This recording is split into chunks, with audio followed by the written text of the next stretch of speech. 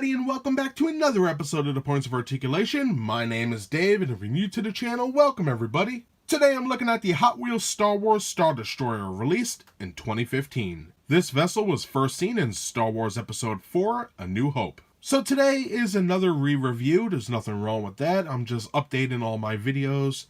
And today we are taking a look at the Imperial Star Destroyer in high definition, and I'm very happy to share it with all of you. Now, this particular miniature we see before us was released in a 2-pack with the Mon Calamari Cruiser in 2015. And I do have the Mon Calamari Cruiser here. Oh boy, I'm getting flashbacks.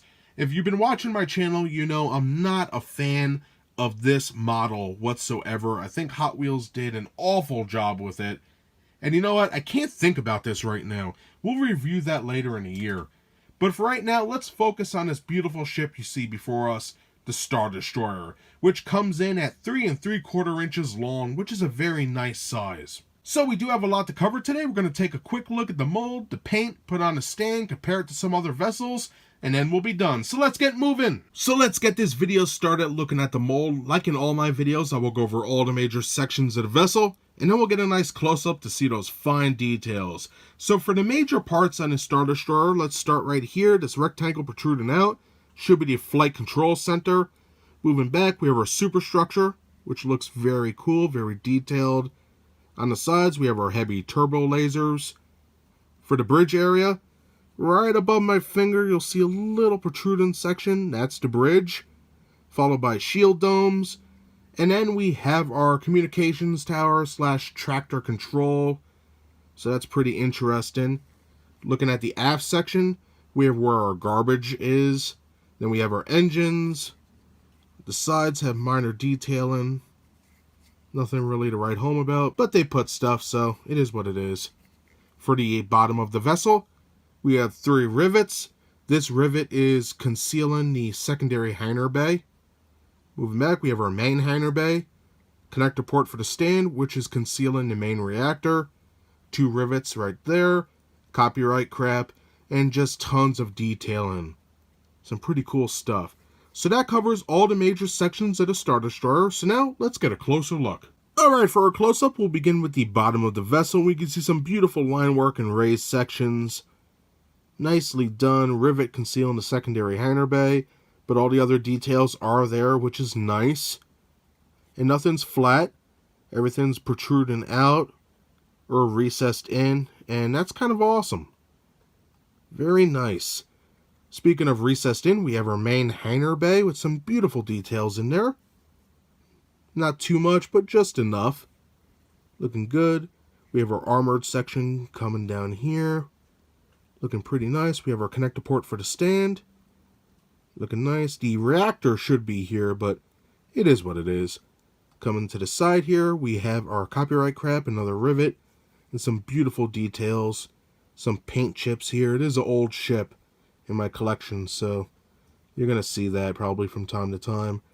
On the bottom, more beautiful detailing. I love the line work here with the raised sections throughout. Just fantastic. And now turning the ship to the aft section, we could see some raised sections coming around. Looking pretty good. I think that came out great. Pretty nice. And now for one of my favorite sections, the engines, you could see some beautiful detailing in here. From one edge all the way to the other. Just fantastic amounts of detail. And I love the center section. Look at all that. Nothing's flat. Tons of modules in here, and I love how the engines are recessed and then they're painted with that blue glow, which is nice. Fantastic stuff. And now looking at the top of the Star Destroyer, we can see some beautiful designs here. Really fantastic stuff. Nothing as flat as we'll see in a couple moments, but oh man, raised sections, tons of line work, fantastic stuff. And we'll look at the superstructure in a bit. But look at all this beautiful detailing. Here we have our heavy turbo lasers. Not super detailed, but they're just detailed enough so you know what they are. The fact that they added them is really good in my opinion. Pretty nice. I love the detailing here. Fantastic stuff. We have some more raised sections back here. Beautiful. Really nice. Looking at the other side. Wow, it's really raining out. Can you guys hear that? Oh, it's pouring. On this side, again, beautiful shapes here. Very nice. Coming back. A little paint scrape there. But beautiful. Again, the heavy turbo lasers. Looking good. And then our aft section. Amazing stuff. Now for the superstructure, you can see some great shapes. And then it raises up, sort of like a staircase. Very nice. And you can see, yet again, all these beautiful details. It's mostly raised sections here and there. But a fantastic job, in my opinion. Like, don't get me wrong, they could have done better. But it is what it is. You know, it's a $4.99 little model. But very nice. I like the top here. Very cool. I think that came out great. So now let's take a look at the neck. You can see some beautiful detailing on there. Not much, but it is there. And that's the same for this side. Very nice. I like how it's sort of rounded at the top. And we have some designs right here in back of the bridge section. But here we are at the neck. You can see the beautiful detail in here. It's very nice. Coming up to the comm/tractor emitter. It's kind of blah in the back. But we'll get to the front in a moment. You can see the sides. Very nicely done. And what I really love is the shield domes. If you look closely, you can see they are angled, just like in the film. And that is sick. Really wasn't expecting that, but I'm glad they did it. Turning it around, you can see some nice detailing on the sides. We have some detailing for our comms area right here. Looking good. And then the front, we have a bunch of raised sections and a cool design coming around the sides. Looking very nice, in my opinion. Pretty sick. And before we move on, I just wanted to go over the sides. There's not really much to talk about. It's basically little lines here and there on the side. There's no trench or highly detailed areas. Just a couple cut lines and that's it.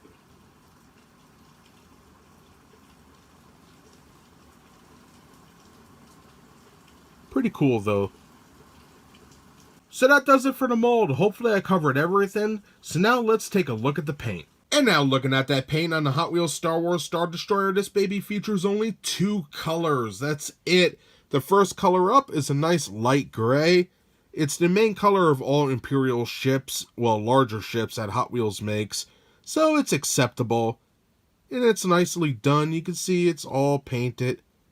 We have the die cast and the plastic. All mixing together nicely. The aft section's nicely painted. The front, the sides, everything. It's not too bad. Now, looking in the back, we have our second color, which is blue for the engine glow. And I really like that. Very nice. Now, you can see how they tried to really match the die cast section to the rubbery plastic. Ugh, that rubbery plastic. And they really tried to match it. I think they did a decent job.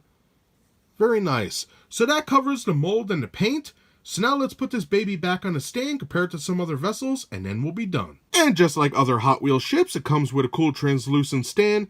Now this particular pack came with the original stands that you put your finger in, but I had a couple extra stands that are newer with the Imperial symbol on it, so I upgraded to this. So to put on the stand, just put it like so, hear that click, and just like that, everybody, you are good to go. And now for a size comparison with the Hot Wheels Star Wars Star Destroyer seen right here. On the left, we have the Imperial Super Star Destroyer, a very interesting vessel there.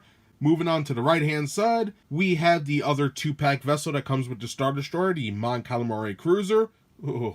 And then finally, on the far right, we have the Blast Attack First Order Star Destroyer, which is also part of the Hot Wheels line. As always, some very interesting ships here, and if you want to see reviews of any of these vessels, check the links in the description below. And that does it today for my review of the Hot Wheels Star Wars Star Destroyer released in 2015. For the mold, I think they did a great job for the time. I love the bridge section, the heavy turbo lasers, all the fine lines and details.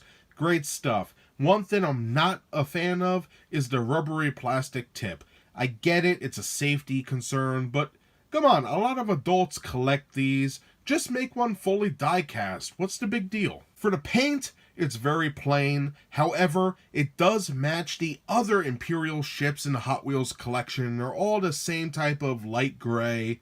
It is what it is. Can't forget, it also does come with a translucent stand to help it blend in with the rest of the collection. And that's everything I have to say for this week's re-review. I hope you enjoyed the video. If you did, hit that like button. And if you'd like to see new reviews every Thursday, subscribe. Thank you so much for taking the time out of your day to watch my video. I really do appreciate it, and I hope to see you next time. Bye, everybody.